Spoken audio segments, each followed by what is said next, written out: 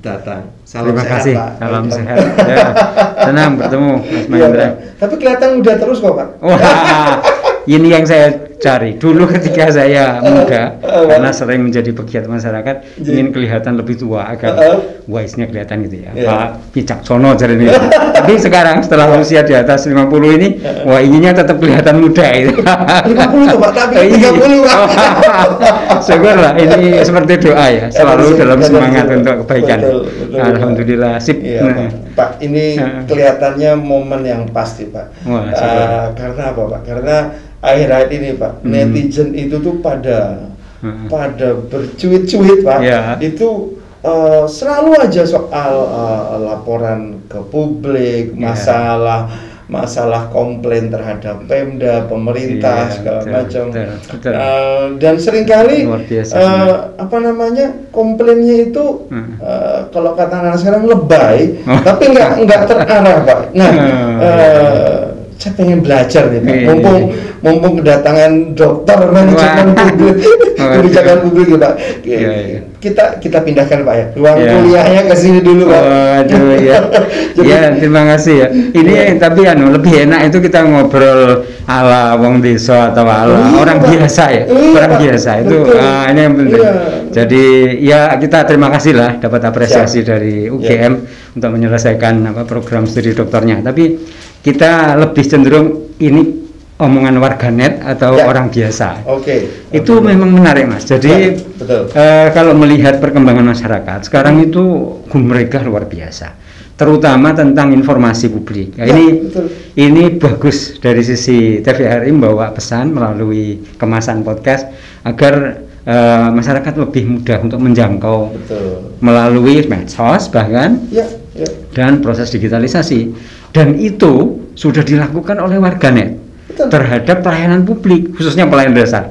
Apakah dia kesehatan karena situasi pandemi, orang mencari informasi sebanyak-banyaknya. Ada juga informasi yang kadang-kadang disalahpahami. Nah, ini apa yang disebut sebagai informasi dan keterbukaan informasi sing gamblang. Ini boso di kampung saya gitu ya. Santai, Pak. Sing gamblang ini jadi diberikan oleh penyelenggara pelayanan pemerintah atau para pamong masyarakat, baik dari pemerintahan maupun dari non pemerintahan, termasuk dari swastanya. Jadi memberikan keseimbangan tentang pesan, dan kalau ada yang dirasakan kurang, ada pihak yang kemudian memberikan penjelasan ulang. Nah, itu menjadikan gamblang. Nah, syarat tentang informasi yang seperti ini itu yang warga untuk gumregah jadi menarik.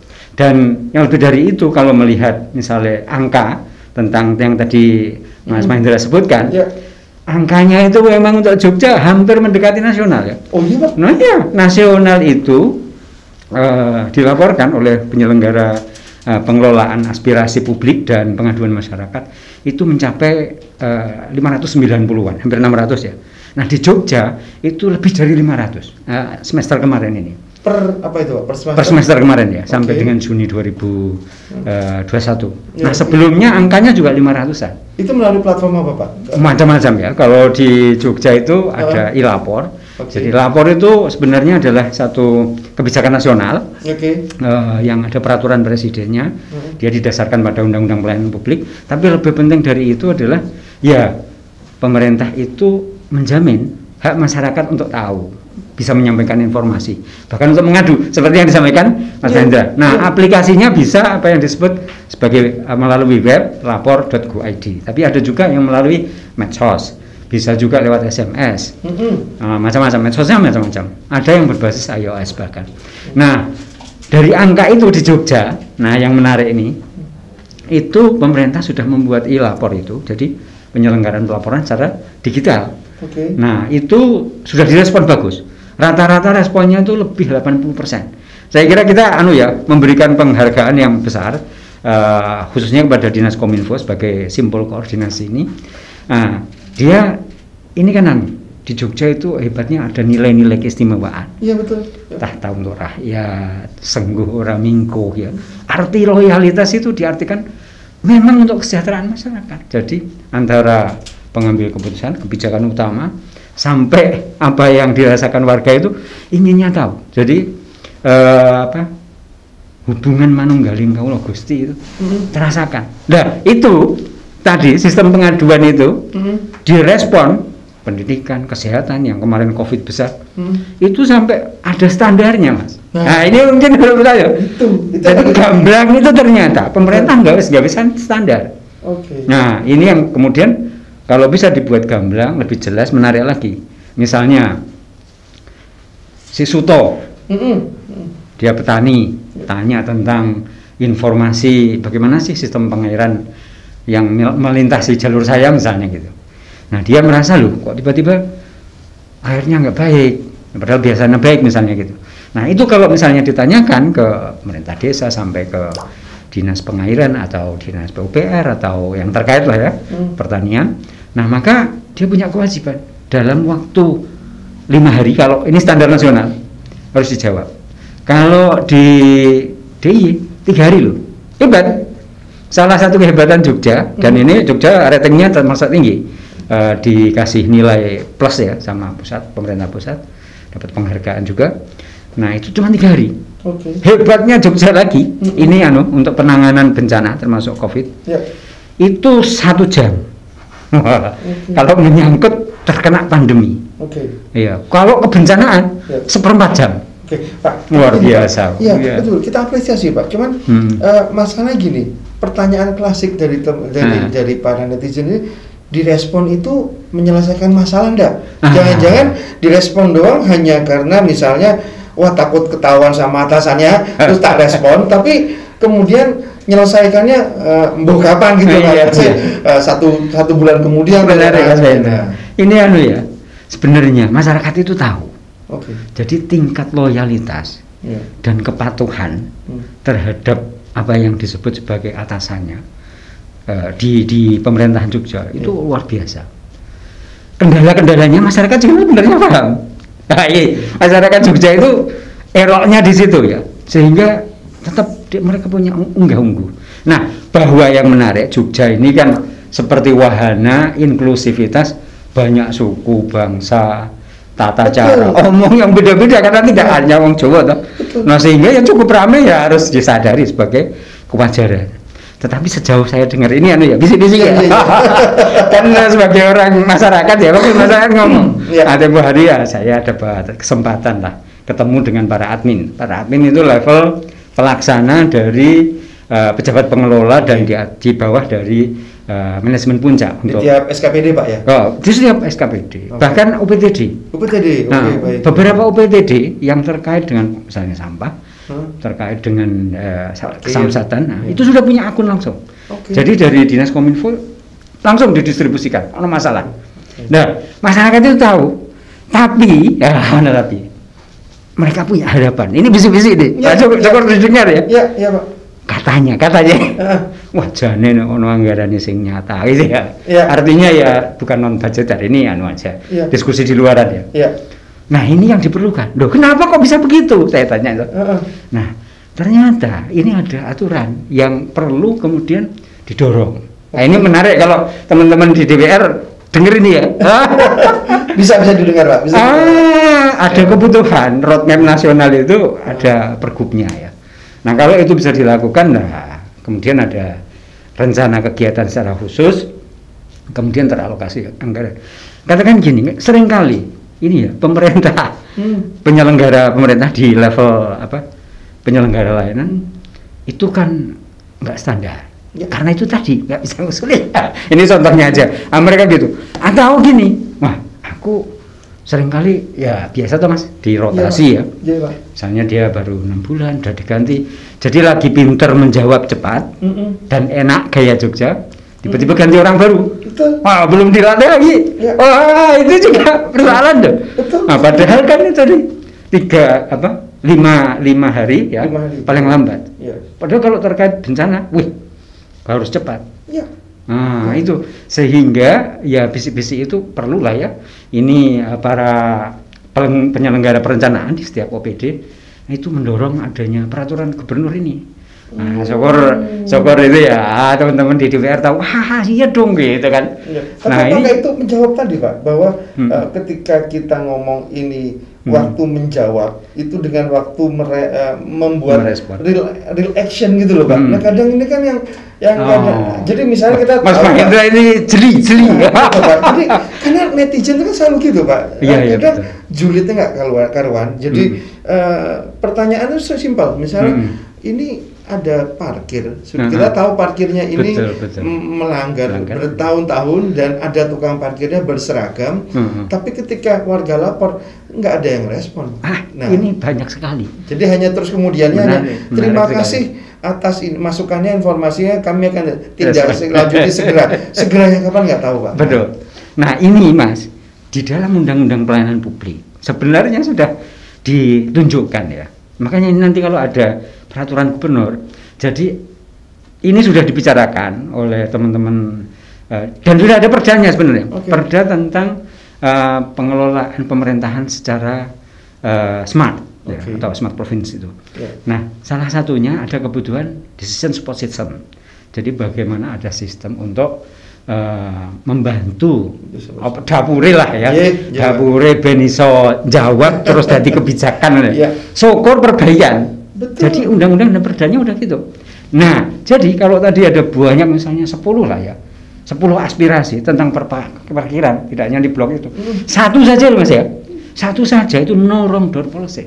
Di samping memang harus dilindungi si aspirator itu tadi, jaring aspirasinya juga harus kuat, dan kemudian harus diolah. Ya ini jadi ingat, mungkin Mas Hendra ingat Pak Heri ya zaman. Betul. Ketika Pak Giman itu Pak, wali kota Gila Taman. Moga-moga Pak. Ya, ketika bicara UPIK ya, dan itu sampai sekarang top 10 priorities ya, itu direspon cepat. Dan ini semua penyelenggara pemerintahan sekarang ini seperti itu. Nah, Ngarso Dalem, maksudnya Gubernur Daerah Istimewa Yogyakarta. Sudah memberikan kebijakan turunan dari Perda Pelayanan Publik. Itu ada ombudsman daerah. Nah, kalau tidak bisa diselesaikan, ya misalnya ngasih laporan 5 hari nggak bisa selesaikan. Nah ini juga yang belum, sisik melek yang jenengan tadi ingin tahu. Itu ada secara manual. Harusnya langsung dikirim ke ombudsman daerah. Seret gitu. Atau kalau nyangkut ke pemerintahan pusat, langsung dikirim ke ombudsman perwakilan Daerah Istimewa Yogyakarta, ORI ya, ORI. Nah, itu semua sudah tersedia fasilitas untuk dijelaskan informasinya, untuk kalau memang nyangkut ada kebijakan dimediasi seperti tadi ya, Pak. Sampai solusi. Nah, ini masyarakat itu butuh informasi ini dengan jelas. Nah, kalau ini kemudian bisa lancar gitu, itu langsung sampai ke pintunya ke Pak Gubernur ini. Artinya ya pasti lewat Pak Sekda dan seterusnya itu ya. Nah, itu sehingga ada perbaikan langsung. Nah, harapannya begitu. Nah, ini memang ada tingkatannya. Kalau bencana, respon cepat. Nah, ini saya pernah ngalami sendiri. Wah, ini heboh benar. Jadi tetangga saya kurang baik atau kurang hati-hati atau tidak bisa mengetahui ada peletihan sampah sore hari dibakar. Tiba-tiba jam 10 itu membesar. Jadi ada peletihan gitu. Saya mau tutup gerbang saya. Sebelah saya bulat-bulat ngerti ya? Ngerti. Ini Pak, membara besar. Wow, saya kasih tahu titer kentongan warga di RT saya, kemudian satgasnya datang. Nah, teman-teman beritahu, Mas, ini langsung beritahu dinas kebakaran. Nah, langsung satgasnya diberitahu. Untungnya tidak jauh ya rumah saya dari mobil pemadam itu. Tidak lama Mas, jadi kurang dari 15 menit karena cukup 10 menit dan jam itu tidak terlalu padat daerah sekitar saya. Datang, mobilnya besar, untungnya jalannya masuk, bagus, masih digeret langsung ke titiknya, selesai. Wah, kita rasanya itu bersyukur sekali. Saya sendiri alami.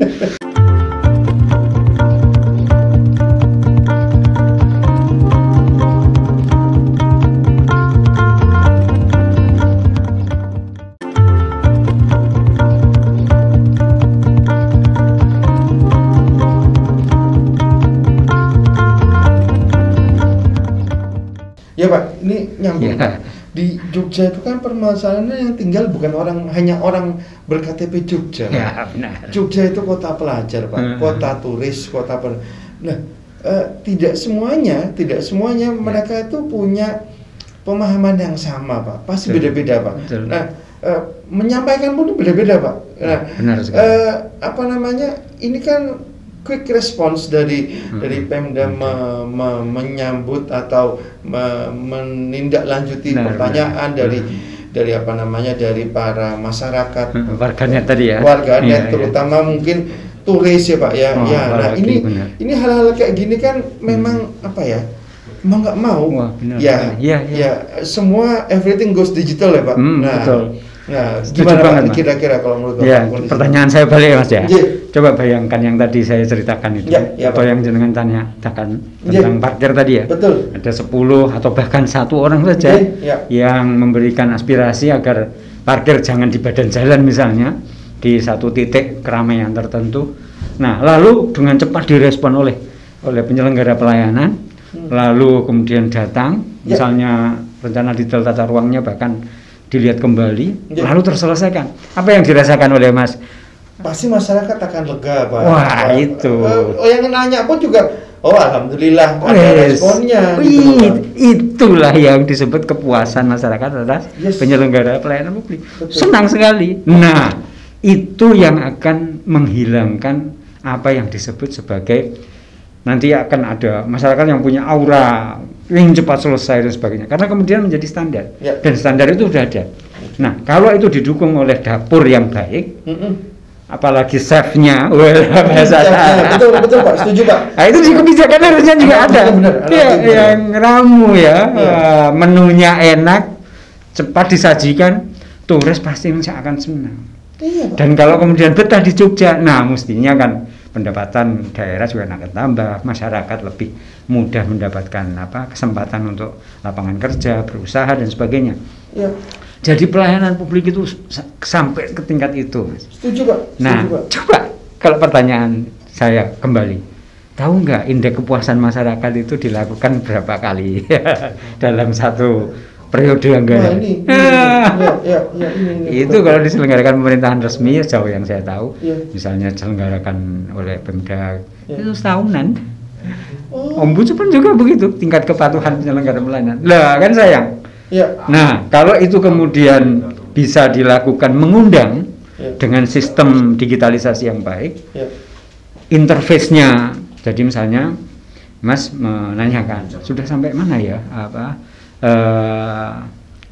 pengaturan parkir tadi misalnya atau tadi jangan menyinggung tentang turis tadi ya. Misalnya komplain soal inilah Pak. Ini kan sebetulnya kan kayak habis pasca Covid ini kan banyak yang bertanya-tanya nih sebetulnya apa sih kalau ada komplain tuh mau gimana? Nah, ini kan yang susah di situ Pak. Iya. Nah, itu kalau kemudian bisa dijawab oleh penyelenggara pelayanan, dan di Jogja itu hebatnya lagi ada Jogja Istimewa. Jogja Istimewa itu adalah digitalisasi aplikasi pelayanan untuk itu. Nah, itu di bawah Integrated Data Management Center ya. Nah, itu luar biasa. Nah, kalau itu bisa dilakukan, ada dapurnya yang bagus, sehingga kebijakan atau keputusan dengan cepat bisa diambil. Kasusnya misalnya tadi masalah jalan misalnya, itu kan kadang ditangani oleh kabupaten, ditangani oleh provinsi, bisa cepat diselesaikan. Itu kalau infrastruktur mungkin secara kasat mata cepat ya. Atau parkir tadi. Tapi kalau menyangkut kemudian hak, itu Pak. Apalagi rasa pelayanan itu sulit. Turisme seringkali itu. Nah, itu kemudian menjadi menarik kalau ada kejelasan. Komunikasi berlangsung antara si admin di pemerintahan sama warganet. Sehingga kalau ada komunikasi itu dan bisa di-trace, wah itu menarik sekali. Nah, saya pernah dapat bocoran ini. Proses itu sedang diperbaiki terus-menerus. Nah, ini yang ditunggu.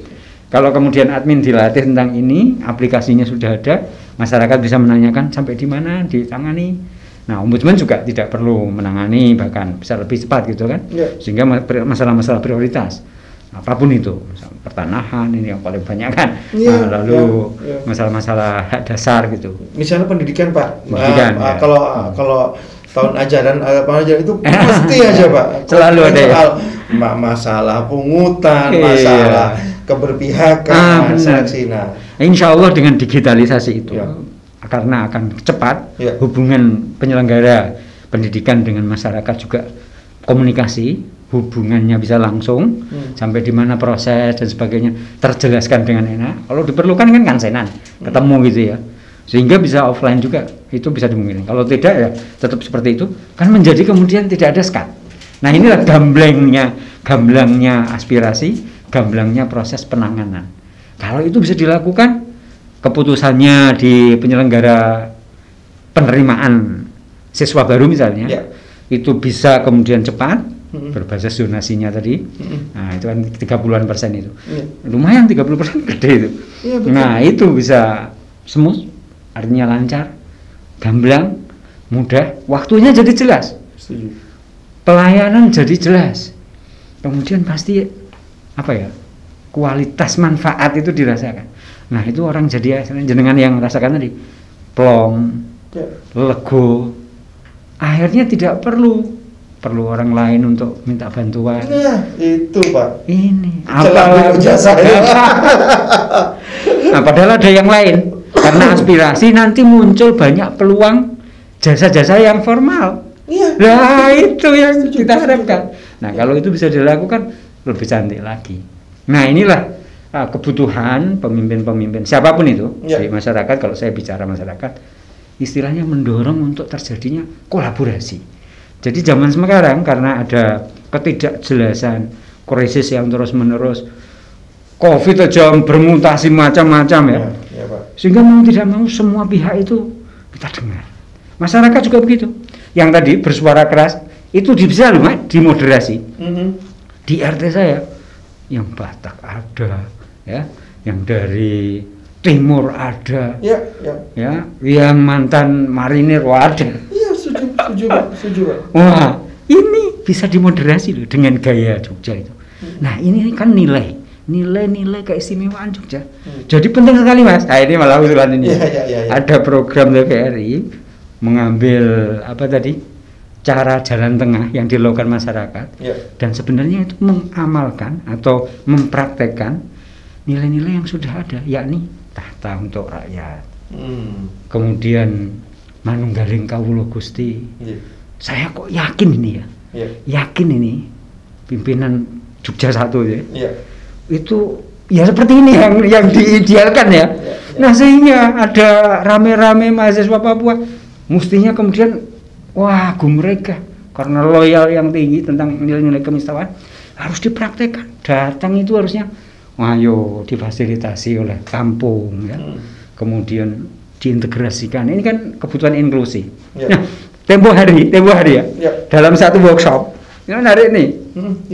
Dengar pendapat masyarakat berkebutuhan khusus, apakah dia lansia, apakah dia tunanetra dan sebagainya ya, membuat usulan aspirasi yang cantik sekali. Ceritanya ini tentang Trans Jogja.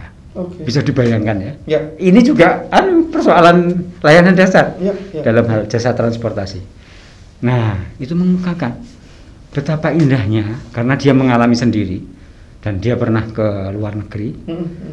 Bedanya itu rasa banget. Ini Jogja loh.